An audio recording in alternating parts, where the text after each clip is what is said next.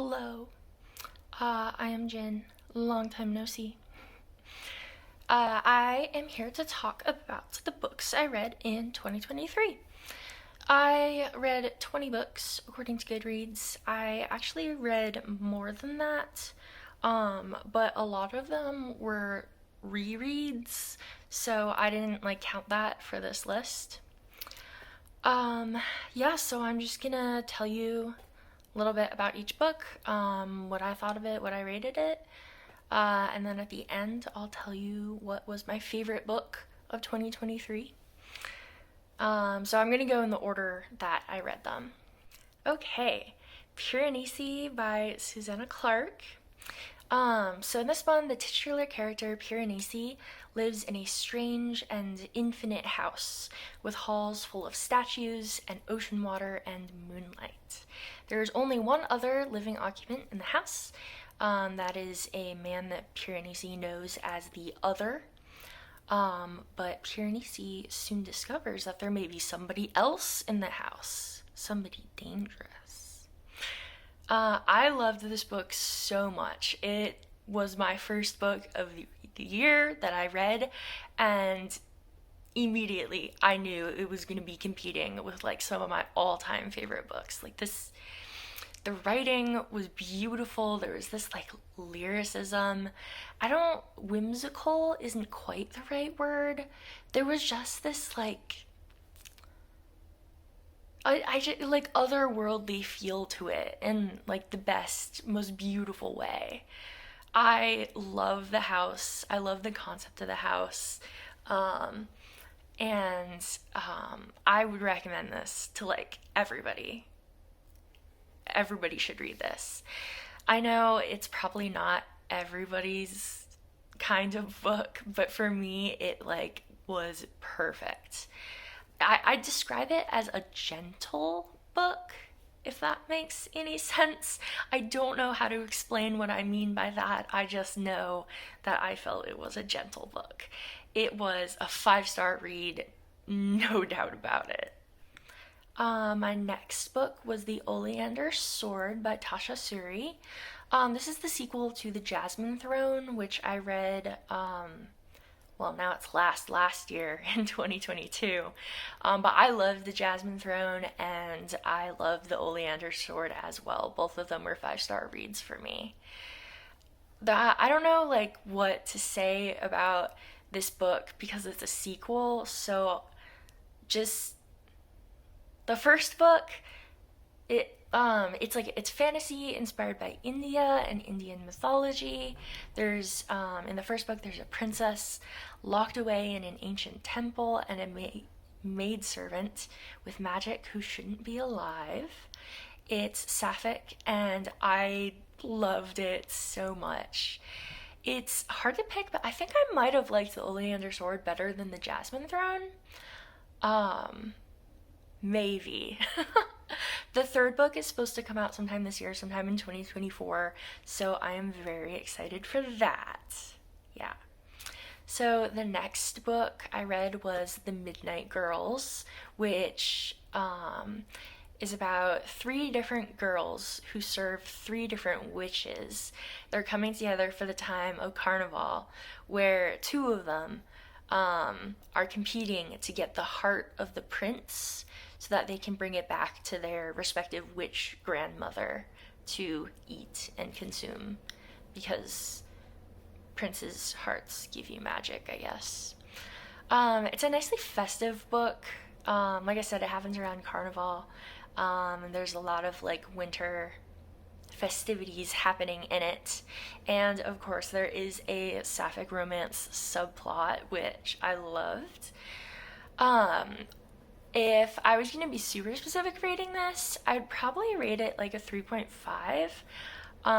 But I rounded it up to 4 stars for Goodreads, because I did enjoy it. It's not it was a good book. It was a good book. It wasn't anything super special to me, but yeah. Hydration break.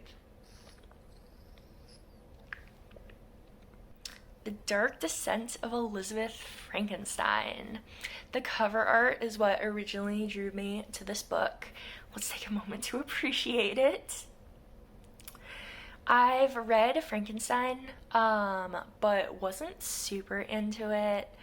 But I am always down to read a female twist on classic literature.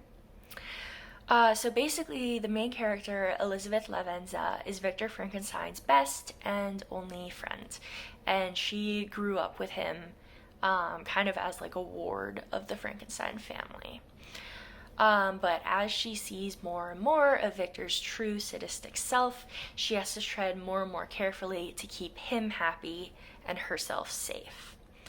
I gave this one 4 stars. It took a while for me to get into, but once I got into it, I speed read the last 200 pages in one sitting. Yeah. Next up was Strike the Zither, which was highly anticipated by me. In it, our main character, Zephyr, is a strategist for Shinren, one of 3 warlordesses, fighting for control of the kingdom. So, first, I loved the first part of this book, the first half. An East Asian, military epic with some romance on the side. Sign me up. That is what I am here for. But then, crossed my name off that list because I was so disappointed by the rest of the book. There's a big plot twist / reveal reversal halfway through, and after that, I don't know, everything was different. All the things I loved weren't there anymore. And yeah. So just the beginning, I probably would have given it 4 stars. Just the end, I probably would have given it 2 stars. So it averaged for me to a 3 stars. I might read the sequel when it comes out, but it's not top of my list. Yeah. Next up was Autobiography of Death by Kim Hye-sun. It's a poetry collection that was translated into English. It is 49 poems for each of the 49 days that your soul stays on Earth after the body dies. And that's an important concept in I know Korean kind of folk religion, and I think the concept exists in other. I'm sure the concept exists in other cultures as well. Yeah, so I came upon this because I was browsing the Poetry Foundation site for something else, and I stumbled across one of her poems. I thought the concept was super cool, and so I immediately ordered it online. It wasn't until after I finished the book that I learned that a lot of the poems were inspired by the Sewell ferry tragedy in 2014. If you don't know what that is, you can look it up. Yeah, it was a tragedy. A lot of people died that shouldn't have died. Yeah. So that that gave a whole new lens for me to understand the book. And yeah, I really liked this collection. Some of the poems that stood out to me most were from days 6, 11, 20, and 37. Those were standouts for me. I gave this 5 stars. Next was The Empress of Salt and Fortune. So in it, Chi, a wandering cleric, meets a woman named Rabbit who used to be a handmaiden of the semi-infamous Empress Inyo. Rabbit tells Chi stories about the time when the Empress was exiled to the distant palace that is now abandoned, and Rabbit lives there, and that's where she is visiting. So then as the Rabbit tells these stories, she slowly learns how the Empress came to have the power that she currently holds. I loved this as well. Absolutely 5 stars. The prose was really beautiful. I loved the really detailed descriptions that she would write of different objects in the palace. I also appreciate the fact that she uses they them pronouns. That's something I've been wanting to read more of in fiction, so I'm always happy to see that happening. There's a couple other books. They're all like novellas, short stories. But there's a couple other books in the universe, the same universe that I want to read, and I'm excited about those. Hopefully, I can get to those soon. The next book I have is A Song of Silver Flame Like Night. So in this one, the main character, Lan, lives in a country colonized by Atlantean invaders who are basically white people. Yep. And her life gets completely turned around when she meets Zen, a magic practitioner. Magic is banned. So he's like he's definitely not supposed to be a practitioner, but he is. And he recognizes the mysterious mark on her arm as a sign of power, like sealed within her, that her mother sealed within her. That's not like the best description of the book, but I don't know how else to describe it. Overall, this was an okay read.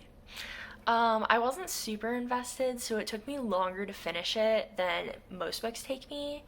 But I really did like some of the scenes at the climax, which I think were enough to convince me to read the sequel someday.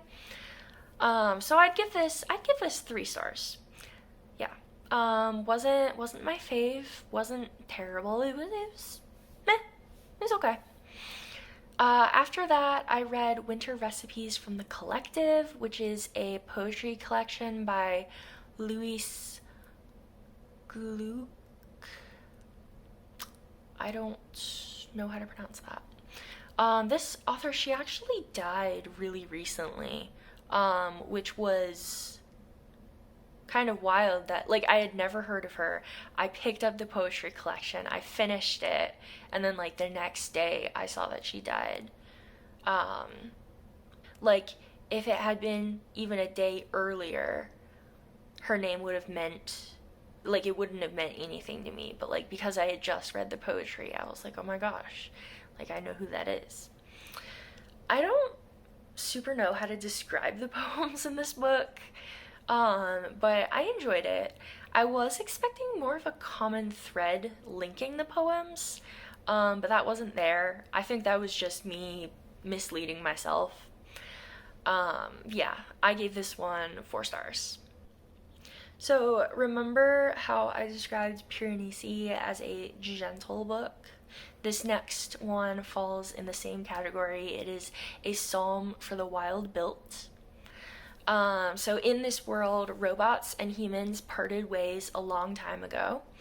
And it so happens that Dex, a T-monk, meets a robot that has been sent to check on humanity to see what they might need. But as you can imagine, finding out what people need is a very large task. And then a T-monk is a bit like a therapist who makes you tea, which is a 10 out of 10 concept. I love that. I want to be one. Something I really enjoyed about this book was the religion and how it was like woven into the narrative. I have strong feelings about religion in fiction, especially fantasy, which I'm not going to go into now. But reading this and seeing the strength and comfort that Dex finds in their god Alele was really nice. And then in case you missed it, just right there, Dex also uses they them pronouns, which I liked. I gave this one 5 stars. It was a very like calm, introspective kind of read. Yeah, loved it. Okay, yeah, so the next thing I read was The Girl from the Other Side. I read the like the first one, I think. It's about a girl and her beast inhuman guardian, and they can never touch because if they do, the little girl will turn into a beast as well. I don't know if this is a graphic novel or a manga. Um, I found it in the manga section at the bookstore, but like I don't really understand the difference. Anyways, I only read the first one, like I said, but it was good. I gave it 4 stars. I'm looking forward to reading more of it. And then these next two, I read Restore Me and Defy Me. So Restore Me is the 4th book in the Shatter Me series by Tahereh Mafi. I read the first 3 as well, but I didn't count those, like I said, because they were rereads. Because it's a series, it's hard to explain anything about this book without spoilers. So I'll just say it was a 3-star read. I liked meeting the new characters, but the story felt a little thin plot-wise. But Defy Me, which is the next book, book 5 in the Shatter Me series, I actually liked that one quite a bit more and gave it 4 stars. Again, I don't want to give spoilers, but I thought this book was cool to be in Juliet's mind, and seeing like the way the narrative style reflected her mental state, which is something I really liked about the original trilogy of the Shatter Me series. When I finish the final book, Imagine Me, I'm hoping to make a video about the series as a whole. So I'll talk about those books a little more then. Next up is Sea Change by Gina Chung. It's about a woman named Ro who works at an aquarium taking care of a giant Pacific octopus, whose name is Dolores. But when the Dolores is put up for sale, Ro is forced to confront a lot of past traumas and reevaluate her relationships with the people around her, especially with her mom and her childhood friend Yoonhee. This was a really disappointing read for me. I thought there was going to be a lot more about Korean culture and a lot more about the octopus. Because it's also like kind of thrown in the book that the book is set like in the future where climate change and radioactivity have greatly changed what the natural world is like, especially with said giant Pacific octopus, Dolores. I would have loved to explore that more, but that's just not really the direction the book took. It was a lot more interpersonal, I guess, which I'm sure that's great for some people. I ended up giving this 2 stars. It was not for me. I think there's definitely an audience who would love this book. It just was not me. Okay, and then I read Defy the Night. I grabbed this book because it was I was scrolling through the Libby app and I was like, none of these books are available anytime soon. And I saw Defy the Night and it was ready to borrow and I was like, okay, I'm gonna read that.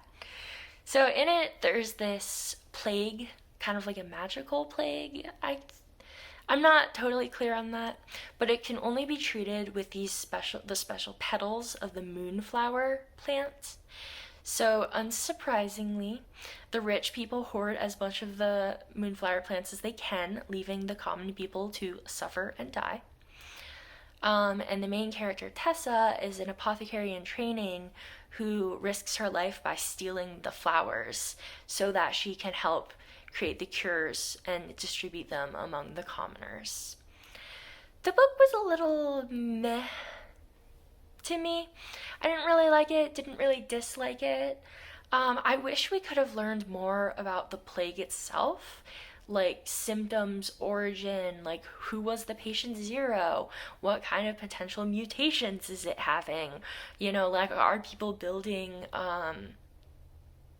not people, is the disease starting to become like cure resistant, that kind of stuff, or even focused on just like the making of the cure, like what is it about the moonflowers that makes it the cure, like what other ingredients go into it, what are the limiting factors in producing the cure beyond just the scarcity of the moonflowers.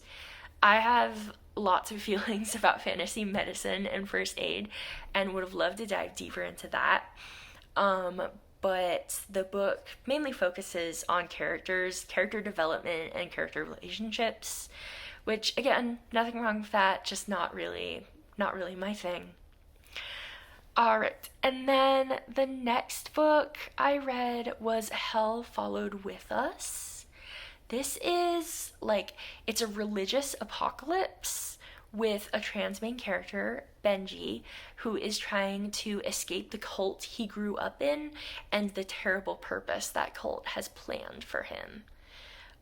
There's lots of LGBT plus characters in this. There's a lot of solidarity, and there is lots and lots of body horror slash gore, like a lot. Definite trigger warning for that. If you're at all interested in this book, which I would really recommend it. But if you're interested, like, look up the trigger and content warnings beforehand, because there's just a lot that happens in the book. And like, what else can I say about this book other than that? Like, I loved it. It was so good. I read it all at once on a plane ride. Um, I wish we had some more time with some of the side characters, but that does not take away from the fact that this was a 5-star read for me. And then, also on the same plane ride, I read The Pattern Seekers. So in it, Dr. Simon Baron Cohen, this is nonfiction, by the way. Dr. Simon Baron Cohen presents his theory about how autistic people and people with autistic traits have been hugely beneficial to the growth and evolution of humanity because of the systemizing mind that autistic people have. I thought this was a cool read. A lot of his theory like makes sense to me. Of course, I'm not super knowledgeable in the field beyond my own experience being autistic. But I enjoyed the book. I felt like there was a lot of respect in it for neurodivergent people, which is always good. I gave it 4 stars. I think it felt like there was something missing from it, and I can't put my finger on it, but I don't know. I kind of was expecting a little bit more, and I just didn't get that from it.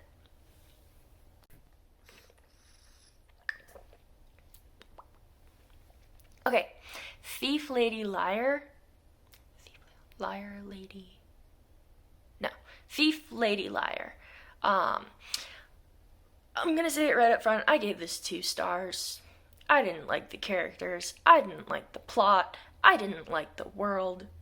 There were some world building bits that I did enjoy, but they like never came together to form an interesting or even like just cohesive setting.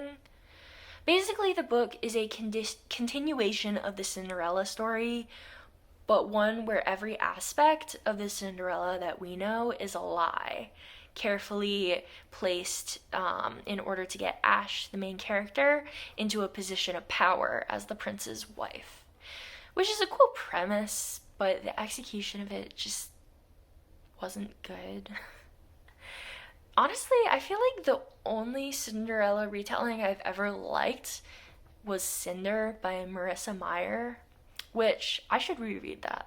That's gonna be on my reread list. I loved that book when I was younger. Yeah, so I'm just gonna move on from Thief Lady Liar into the next book I have, which is The Tea Dragon Society. Our main character, Greta, learns about how to properly raise a tea dragon, which is a very special kind of dragon that grows tea leaves from their horns. This was so cute. Um, it it was effortlessly diverse. Like the kind of diversity where you don't even realize how diverse it is until you think about it later, which is like the best kind of diversity and the way almost everything should be. The art style is gorgeous. I really appreciate the simplicity of the plot. There's only so many times I can read like super dark science fiction, apocalyptic fantasy in a row before it gets too depressing. I don't have a ton else to say about this. It was easily a 5-star read. Yes, it was very short. Yes, it was a graphic novel. Yes, I am counting it as a book I read in 2023. And then that brings us to the last book. The last book that I read in 2023, which was The Girl Who Drank the Moon. One second. Gotta reposition myself. What's happening? Okay. Yeah, The Girl Who Drank the Moon. I find it kind of hard to describe this book. It's about a found family of a witch, a perfectly tiny dragon, a swamp monster, or bog monster, I guess in this case, and Luna, a girl that the witch saved when she was abandoned as a baby outside the city of the Protectorate. And then the witch accidentally feeds Luna moonlight, meaning that Luna becomes enmagicked. And the story goes from there. If you're confused, I was also confused. Yeah. To be perfectly honest, I checked this one out purely because I thought the cover looked cool. Origami on book covers always catches my attention. I love origami. The book didn't disappoint per se, but it didn't really impress me either. And I think part of that might be the fact that I didn't realize it was middle grade until I was done with it. And to be honest, I think the story might have worked better as YA or like maybe even an adult book. Like I felt like some of the themes it covered were heavy enough that like it could have pulled weight in a older age category. Yeah, so I gave it 3 stars, right in the middle. Yeah. And that was my 20 books for 2023. Not counting all the fan fiction I read. I know I said at the beginning I'd tell you my favorite, but picking one is so hard. If I really had to choose, I'd say Piranesi was my favorite, but closely followed by Hell Followed. Haha, followed by Hell Followed With Us. My 2024 reading goal is also 20 books. I'm at the moment reading Vespertine by Margaret Rogerson, and oh my gosh, I am loving it. So yeah, I'm on Goodreads if you want to follow me. I'll like put a link in the description or something. Yeah, hopefully see you soon. Yeah. Bye.